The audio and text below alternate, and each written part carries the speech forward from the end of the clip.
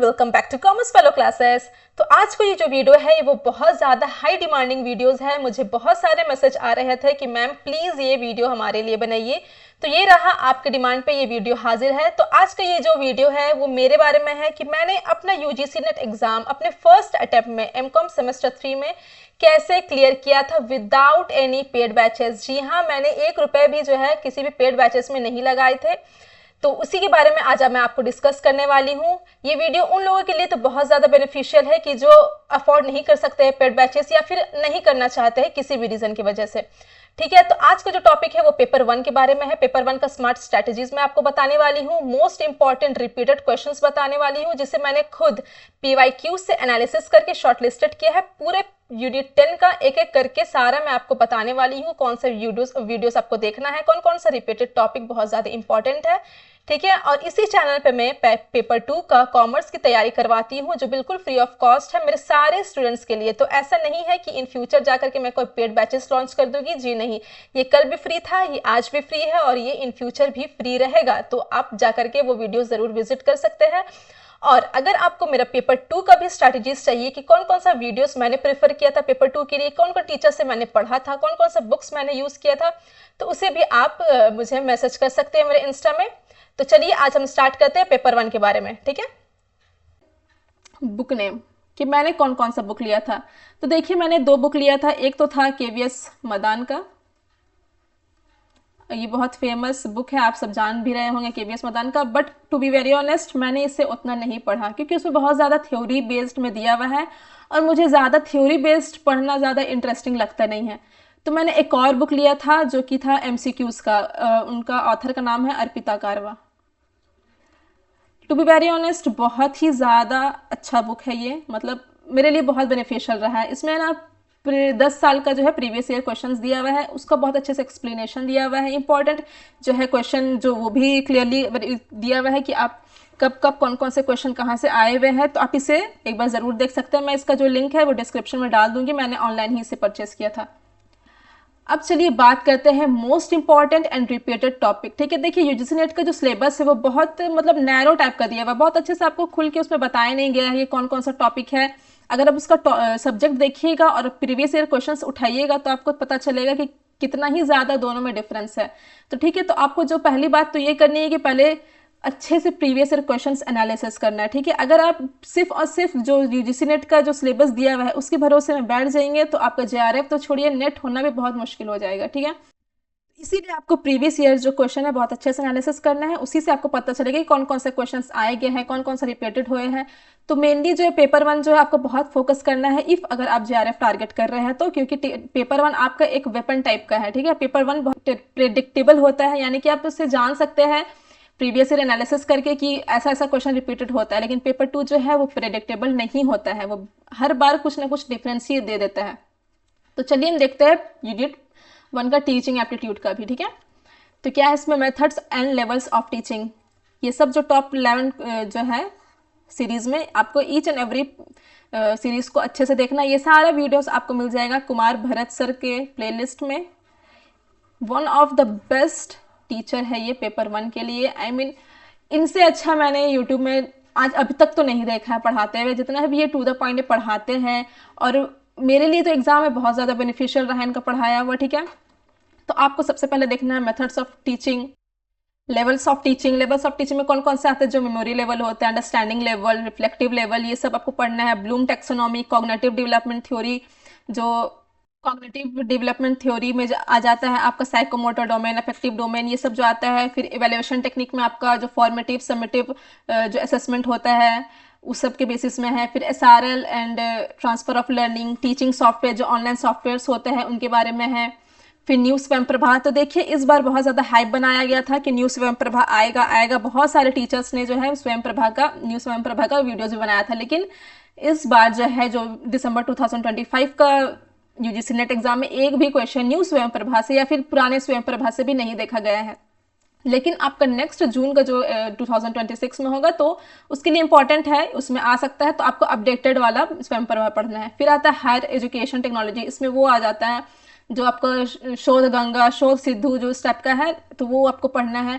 Teaching ads and supporting system, तो देखिए ये सब जो है सारा मैंने जो है भरत सर के ही वीडियो से पढ़ा है। और आपको पीवाईक्यूज भी देखने हैं इसके।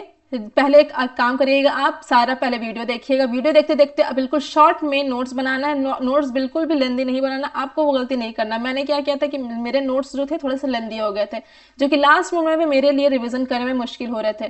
तो आपको बिल्कुल एकदम ऐसा नोट्स बनाना है कि आप एक बार पेज खोलो तो आपको समझ में आ जाए कि हाँ बिल्कुल बहुत ईजी लैंग्वेज में बनाना है, ठीक है। उसके बाद हम देखते हैं पेपर यूनिट 2 का रिसर्च एप्टीट्यूड का। इसमें आपको इसके लिए भी टॉप 11 ही है, आपको ये सब 11 टॉपिक्स को ज़्यादा अच्छे से फोकस करना है। इसके अलावा भी फोकस करना है, लेकिन जो रिपीटेड है, मोस्ट इंपॉर्टेंट है, वो सब मैं आज आपको डिस्कस कर रही हूँ कि इतना तो आपको करके ही जाना है एनी हाउ। पहला आता है टाइप्स ऑफ रिसर्च, जिसमें आता है fundamental research, action research, historical research, empirical research, qualitative research, quantitative research. ये सब जो बहुत ज़्यादा इंपॉर्टेंट है, आपको हमेशा हर एग्जाम में ये पूछे जाते हैं। Inductive deductive research, steps of research, again very very important. Steps हमेशा आते हैं इसका में। Types of variable, types of scale, जो नॉमिनल स्केल आता है, ग्राफिकल स्केल आता है, उसका कब आता है। फिर सैम्पलिंग मेथड्स जो आता है आपका, प्रोबेबिलिटी सैम्पलिंग, कोटा सैम्पलिंग, ये सब जो है आपका आता है। सैम्पलिंग मेथड्स का हमेशा आता है कि कौन सा प्रोबेबिलिटी सैम्पलिंग है या कौन सा नॉन प्रोबेबिलिटी सैम्पलिंग है। इस स्टेप्स में आपका क्वेश्चन आता है।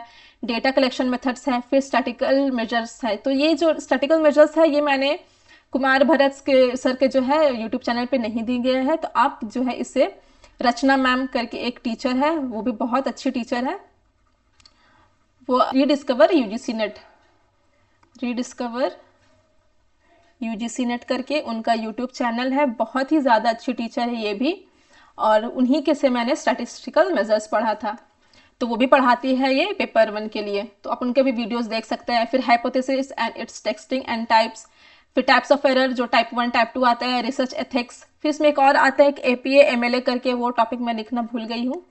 एपीए एमएलए जो है स्टाइल, इस बार तो नहीं देखे गए थे, लेकिन रिपीटेड क्वेश्चन है ये, नेक्स्ट टाइम के लिए आ सकते हैं।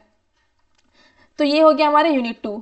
अब आते हैं हम कॉम्प्रहेंशन। अब देखिए कॉम्प्रहेंशन के लिए मैंने कोई क्लास नहीं किया था, ठीक है। ये आपका बिल्कुल एक प्रैक्टिस बेस्ड है, जितना आप प्रैक्टिस करिएगा उतना ज़्यादा आपके लिए अच्छा होगा। तो आप पीवाईक्यूज उठाइए, कोई भी बुक लीजिए, जो मैंने बताया आपको अर्पिता कारवा, जो वो अच्छा बुक, फिर एक ओसवाल का बुक है, वो भी काफ़ी अच्छा बुक है, वो मैंने नहीं लिया है, लेकिन उसका जो रिव्यू बहुत अच्छा है, आप वो भी ले सकते हैं पीवाईक्यूज के लिए।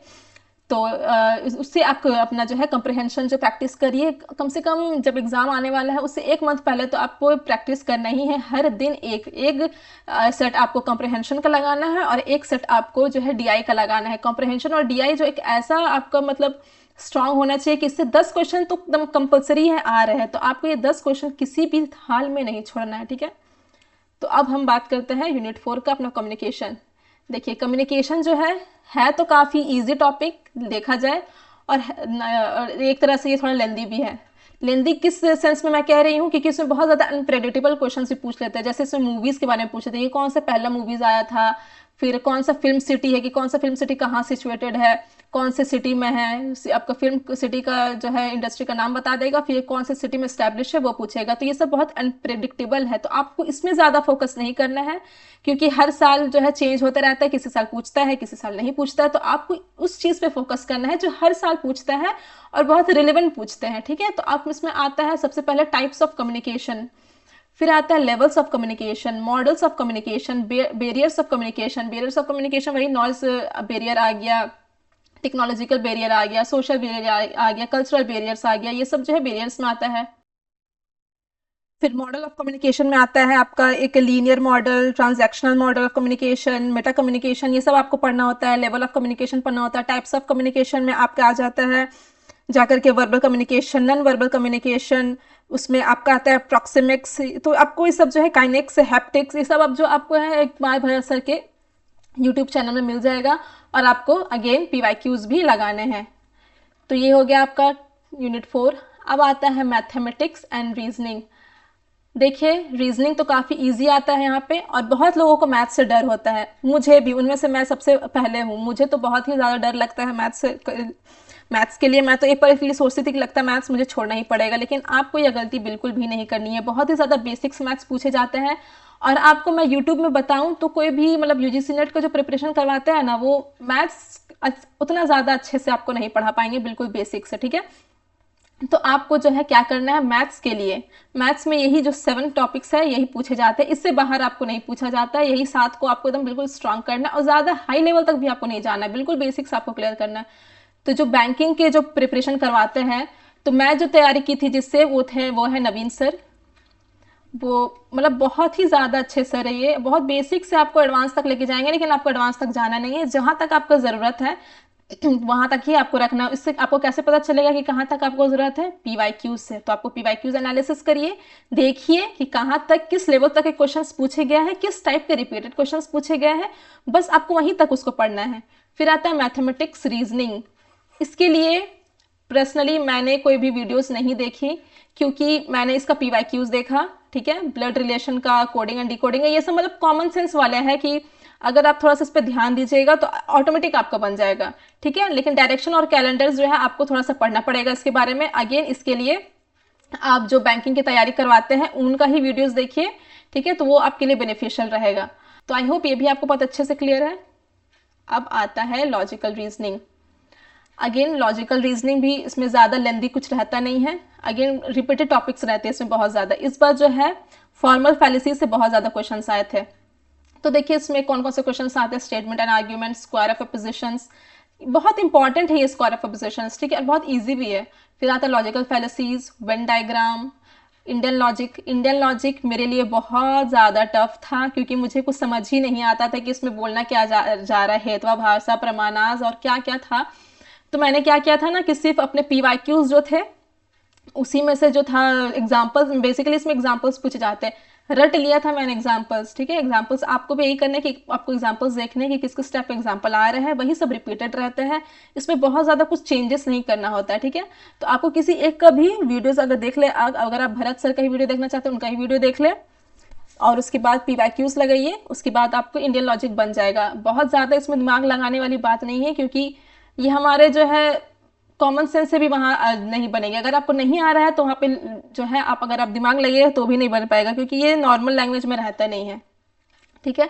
फिर आता है वेन डायग्राम, आपको वही भरत सर पे ही मिल जाएगा। Connotation and denotation, moods and figures, ये दो जो टॉपिक्स हैं ये मैंने गुलशन मैम का पढ़ा था, ठीक है। गुलशन मैम का भी वीडियोस मेरे बहुत हेल्प किया, जो 10 मिनट्स जो वो सीरीज़ बनाती है गुलशन मैम, PW के बैच में पढ़ाती है, चैनल में पढ़ाती है, तो भी काफ़ी अच्छा वो पढ़ाती है। 10 मिनट्स का वो शॉर्ट वीडियोस डालती है, काफ़ी अच्छा वीडियोस रहता है उनका भी। उनसे मैंने क्या क्या पढ़ा था मैं बताती हूँ आपको। फॉर्मल फैलिसीज जो है वो आपको भरत सर के जो चैनल है वहाँ पे नहीं मिलेगा, ये मैंने गुलशन मैम के ही चैनल में पढ़ा, गुलशन मैम से ही पढ़ा है, तो आप भी उसे पढ़ सकते हैं उनसे। और स्क्वायर ऑफ अपोजिशन भी मैंने उनसे ही पढ़ा है, कोनोटेशन डिनोटेशन भी मैंने उनसे ही पढ़ा है, मूड्स एंड फिगर्स भी उनसे ही पढ़ा है। तो ये जो इनसे मतलब देखा जाए तो लॉजिकल रीजनिंग एक आपको कुमार भरत सर से पढ़ना है और एक गुलशन मैम से पढ़ना है, ठीक है। ये दो से आप पढ़िएगा, आपको ये क्लियर हो जाएगा। फिर आता है DI। अब DI एक ऐसा मतलब यूनिट है कि आप बहुत ही ज़्यादा स्कोरिंग है आपके लिए। और आपको DI कहाँ से करना है, DI आपको करना है तलवीर सर से। बहुत ही अच्छे से वो पढ़ाते हैं, बहुत ही ज़्यादा शॉर्टकट ट्रिक्स बताते हैं जो आपके लिए बहुत बेनिफिशियल होगा। और DI क्या है, बिल्कुल स्कोरिंग पॉइंट है, ये ज़्यादा टफ पूछते नहीं हैं। अब क्या है ना, रिपीटेड क्वेश्चंस रहते हैं DI में, क्या कि अब आपको ग्राफ वगैरह नहीं दिया जाता, सिर्फ और सिर्फ टेबल आता है इसमें। अब जितना भी पीवाईक्यूज उठा के देख लीजिए, सिर्फ और सिर्फ आपको टेबल्स ही दिखेंगे। उसमें भी क्या क्या रहता है, रेशियो से पूछ लेता है, परसेंटेज से पूछ लेता है, जनरली ज़्यादातर अब रेशियो से ही पूछ रहा है, कुछ एक जो है फ्रैक्शन से पूछ लेते हैं वो। तो आप क्या करिएगा ना, जब आपका ये सब जब पढ़िएगा एप्टीट्यूड में, जब आप पढ़िएगा fractions, ration, proportions, percentage, averages, तो ये सब के लिए ना आपको ये भी इसके लिए भी प्रिपेयर हो जाइएगा डेटा इंटरप्रिटेशन के लिए, क्योंकि इसमें भी वही सब जो है ट्रिक्स यूज होते हैं। तो क्या करना है, आपको तलवीर सर का वीडियोस देखना है, और एग्जाम के 1 महीने पहले आपको हर दिन एटलीस्ट 1 सेट आपको इसका करना है, ताकि आपका 5 क्वेश्चन DI से और 5 क्वेश्चन कॉम्प्रहेंशन से कहीं मतलब छूटे ही ना, ठीक है। तो ये आपको 2 स्ट्रेटेजी अपना अपनाना है। फिर आता है हमारा यूनिट नंबर 8 ICT। देखिए ICT एक ऐसा टॉपिक है जो प्रेडिक्टेबल भी है, बहुत सारे रिपीटेड भी होते हैं। मैंने जो है कुमार भरत सर से पढ़ा है इनका, और एक पढ़ा है मैंने अदिति मैम से, जो JRF अड्डा में पढ़ाती है वो। तो उनसे, अदिति मैम से सिर्फ और सिर्फ मैंने ICT ही पढ़ा है, क्योंकि वो जो है कंप्यूटर साइंस की टीचर है, वो कंप्यूटर साइंस की क्लासेस लेती है पेपर 2 के लिए, तो वो ICT ही अच्छा पढ़ाती है। बाकी मैंने दोनों मिला करके ही देखा है वीडियोस, मैक्सिमम मैंने कुमार सर का ही देखा है, और जो कुमार सर का वीडियोस में अवेलेबल नहीं है तो फिर मैंने वो अदिति मैम का देखा है। ठीक है, तो आपको ये जो टॉप 10 टॉपिक्स है, कंप्यूटर जनरेशन इट्स टाइप्स जो है, CPU parts and components, input and output device, memory types and storage, software and its types, hatching memory, ये जो है इस बार बहुत ज़्यादा क्वेश्चन पूछे गए। हैचिंग मैलवेयर जो है बहुत ज़्यादा रिपीटेड क्वेश्चन है, ये ज़्यादातर क्वेश्चंस ये जो स्टार मैं लगा रही हूँ यहाँ से बहुत ज़्यादा क्वेश्चंस पूछे जाते हैं। CPU से भी क्वेश्चन इस बार आए हैं, बस जो इसका जो एक कंपोनेंट है बसेस उससे आया है। तो ये सब जो है टाइप्स ऑफ नेटवर्क आया था, वो लैन वैन मैन वाला जो है आपको सीक्वेंस में उसको करना था। टाइप्स ऑफ नंबर सिस्टम इस बार आया था कि कौन सा सबसे ज़्यादा स्मॉलेस्ट है, तो उसमें ऑप्शंस थे बिट, नेबल और डिजिट करके, तो उसका करेक्ट आंसर था बिट। ठीक है, तो आपको ये सब भी देखते रहना है, तो ही आपको पता चलेगा कि कौन कौन से क्वेश्चंस आ रहे हैं। PYQ से ही आपको एनालिसिस करके पता चलेगा। उसके बाद अब आता है हमारा unit number 9, people development and environment. ये एक ऐसा यूनिट था ना कि मेरे लिए तो काफ़ी थोड़ा चैलेंजिंग था, क्योंकि मैं कितना भी पढ़ती थी लेकिन मैं फिर आगे बढ़ती थी तो पीछे वाला भूल जाती थी। तो इसके लिए आपको बहुत अच्छे से प्रॉपर नोट्स बनाने हैं। ठीक है, सबसे पहली बात, और मैंने इनका 2 लोगों का वीडियो देखा है, एक तो है कुमार सर का मैंने देखा, और एक मैंने देखा है युक्ति मैम का, वो भी अच्छा पढ़ाती है, अनअकैडमी की टीचर है। ये दोनों का मैंने देखा है यूट्यूब का सीरीज। एक और मैम आती है अंशिका पांडे करके कुछ उनका नाम है, हाँ अंशिका पांडे, अच्छा पढ़ाती है वो, सिर्फ पीपल डेवलपमेंट एंड एनवायरनमेंट, ये टेक्स्ट बुक की एक टीचर है। तो इन तीनों से मैंने पढ़ा है। जनरली कुमार सर तो बेस्ट है ही, और अंशिका मैम भी इसमें अच्छा पढ़ाती है, और युक्ति मैम का भी इसमें वीडियो अच्छा है। तो आपको तीनों में से जिसका पसंद आए वो आप इसका देख सकते हैं। ठीक है, तो बाकी ये तो हो गया यूनिट नंबर 9। अब आता है unit number 10, higher education. Higher education में जनरली आपका सीक्वेंस वाला क्वेश्चन पूछे जाते हैं, प्री एंड पोस्ट इंडिपेंडेंस का जो कमीशन, जो कौन पहले आया कौन बाद में आया। तो जैसे प्री इंडिपेंडेंस में है ना द चार्टर्ड एक्ट और मिनट एक्ट एक करके है, एक हंटर कमीशन है, शिमला एजुकेशन कॉन्फ्रेंस है, फिर इंडियन यूनिवर्सिटी एक्ट है। तो आपको बहुत अच्छे से इसका सीक्वेंस याद करना है। जनरली इसका सीक्वेंस आता है, बहुत ज़्यादा डेप्थ में इससे क्वेश्चंस नहीं आता। फिर पोस्ट इंडिपेंडेंस आप देखा जाए तो आपका है Mudaliar commission, Hansa Mehta committee, Kothari commission, national policy on education. तो ये सब जो है बहुत ज़्यादा रिपीटेड क्वेश्चंस रहते हैं। इसका सीक्वेंस लगाने की कौन से पहले आया था, कौन से ईयर में आया था, फिर अंदर अगर उसका थोड़ा डीप में जाए तो कौन से यूनिवर्सिटीज बने थे, टॉप 3 यूनिवर्सिटीज किस कौन से कमीशन के अंदर बने थे, तो ये सब आपका पूछा जाता है। फिर टाइप्स ऑफ यूनिवर्सिटीज आता है। इस बार न्यू एजुकेशन पॉलिसी 2020 से बहुत सारा क्वेश्चन आया था। ठीक है, तो आपको इसको अच्छे से करके जाना, मतलब हर बार इससे आता ही है। फिर आता है हायर एजुकेशन फ्रेमवर्क, इसका जो रेगुलेटरी है, जो आपका UGC AICT जो है उस सब के बारे में बताया जाता है कि कब आया और कौन किसको क्या रेगुलेट करता है। फिर ancient India education system, types of learning program, planning and commission and NITI Aayog. तो ये सब भी मैंने जो है सारा भरत सर के ही क्लासेस से किया है। तो उनका जितना भी यूट्यूब में क्लासेस है वो मोर देन इनफ है। मैंने तो उनसे ही लिया था, उनका पेड बैचेस भी चलता है, बट मैंने उनका पेड बैचेस जो है वो नहीं लिया है, मैंने इसी से किया है। और वही जो मैंने आपको बुक बताया है उनसे PYQs किया है। अगर आप PYQs जो है सीरीज में देखना चाहते हैं, वीडियोज में देखना चाहते हैं, तो बहुत अच्छी एक टीचर है रवीना मैम करके, यूट्यूब में उनका क्लासेस वो करवाती है, PYQs का बहुत अच्छे से डिस्कशन करवाती है। उनका यूट्यूब चैनल है इनकलकेट करके एक है, इनकलकेट लर्निंग करके उनका यूट्यूब चैनल है, तो आप उसमें देख सकते हैं। बाकी तो मैंने बता दिया है। और उसी से मेरा फर्स्ट टाइम में जो है वो नेट क्लियर हुआ है। तो आई होप आपको ये वीडियोस बेनिफिशियल लगा होगा। अगर आपको कोई भी तरह का किसी भी तरह का डाउट अगर है इन केस, तो आप मुझे कमेंट सेक्शन में पूछ सकते हैं। इसमें मेरा अपना इंस्टा ID भी कैप्शन डिस्क्रिप्शन में डाल दिया है, उसमें आप मैसेज कर सकते हैं। अगर आपको पेपर 1 के रिलेटेड चाहिए कि मैं इसके रिलेटेड वीडियोस बनाऊं, तो आप मुझे वो भी कह सकते हैं। और पेपर 2 कॉमर्स का जो है ऑलरेडी इसमें वीडियोस चल रहा है इस चैनल में, तो आप इसे देख सकते हैं। अगर आपने सब्सक्राइब नहीं किया है तो आप सब्सक्राइब भी कर सकते हैं। तो ठीक है, वीडियो कैसा लगा तो कमेंट सेक्शन में ज़रूर बताइएगा, और मिलते हैं नेक्स्ट क्लास में। तब तक के लिए take care and have a good day.